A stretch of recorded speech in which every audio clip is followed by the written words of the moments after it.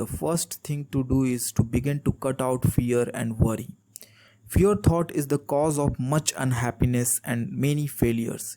You have been told this thing over and over again, but it will bear repeating. Fear is a habit of mind which has been fastened upon us by negative race thought, but from which we may free ourselves by individual effort and perseverance. Strong expectancy is a powerful magnet. He of the strong confident desire attract to him the things best calculated to aid him. Persons, things, circumstances, surroundings, if he desire them hopefully, trustfully, confidently, calmly, and equally true, he who fears a thing generally manages to start into operation forces which will cause the thing he feared to come upon him.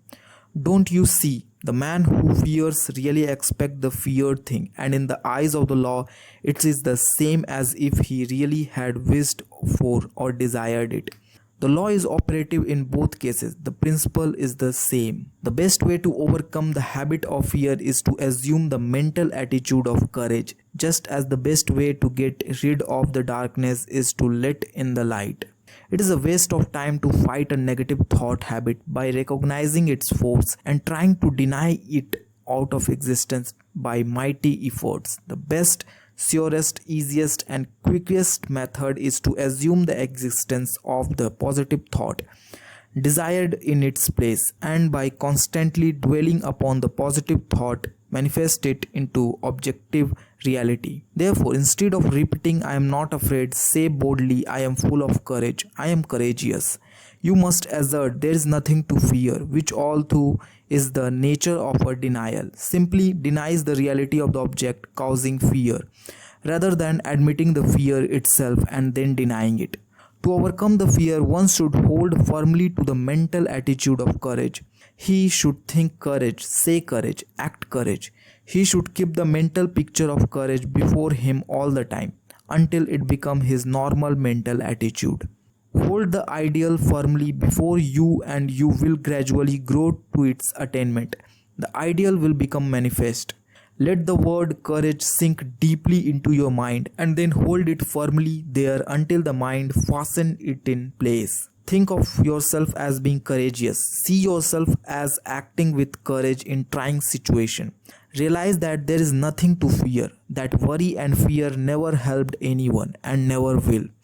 Realize that fear paralyzes effort and that courage promotes activity.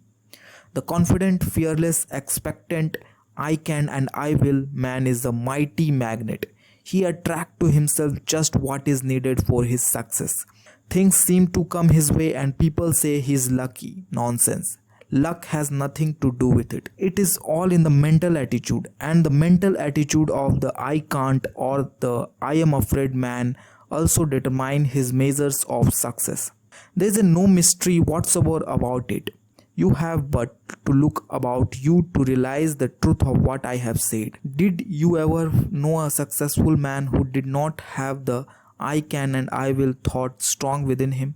Why, he will walk all around the I can't man, who has perhaps even more ability.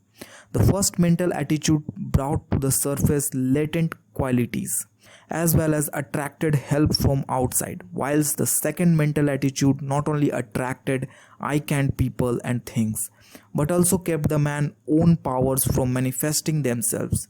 I have demonstrated the correctness of this view, and so have many others, and the number of people who knew these things is growing every day. Don't waste your thought force, but use it to advantage. Stop attracting to yourself failure, unhappiness, inharmony, sorrow. Begin now and send out a current of bright, positive, happy thought. Let your prevailing thought be I can and I will. Think I can, I will. Dream I can and I will. Say I can and I will. Act I can and I will. Live on the I can and I will plane. And before you are aware of it, you will feel the new vibration manifesting themselves in action. Will see them bring result, will be conscious of the new point of view, will realize that your own is coming to you. You feel better, act better, see better, be better in every way after you join the I can and I will brigade. Fear is a parent of worry. hate, jealousy, malice, anger, discontent, failure, and all the rest. The man who rids himself of fear will find that the rest of the brood have disappeared. Tear it out by the roots. I regard the conquest of fear as the first important step to be taken by those who wish to master the application of thought force. So long as fear master you, you are in no condition to make progress in the realm of thought.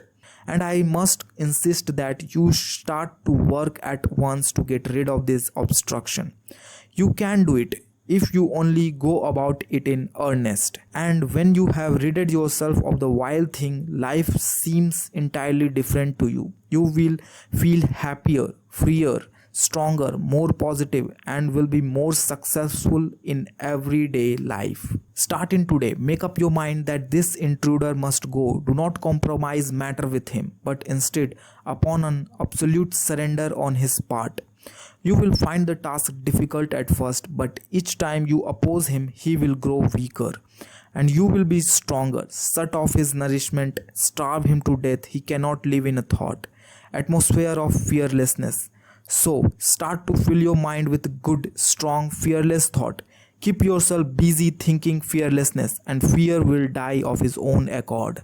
Fearlessness is positive, fear is negative. You may be sure that the positive will prevail. So long as fear is around with his but if, suppose, I am afraid, I can't, what if, and all the rest of his cowardly suggestion, you will not be able to use your thought force to the best advantage.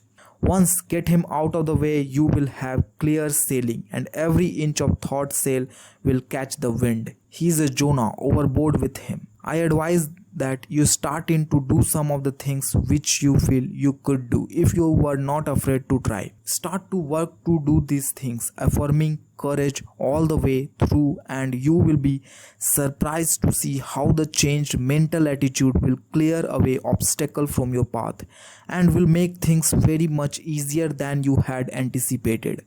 Exercises of this kind will develop you wonderfully, and you will be much gratified at the result of a little practice along these lines. There are many things before you awaiting accomplishment which you can master if you will only throw aside the yoke of fear. If you will only refuse to accept the race suggestion and will boldly assert the I and its power. And the best way to vanquish fear is to assert courage and stop thinking of fear. By this plan, you will train the mind into new habits of thought, thus eradicating the old negative thought which have been pulling you down and holding you back. Take the word courage with you as your watchword and manifest it in action. Remember, the only thing to fear is fear, and well, don't even fear. Fear, for he is a cowardly chap at the best, who will run if you show a brave front. Thanks for watching.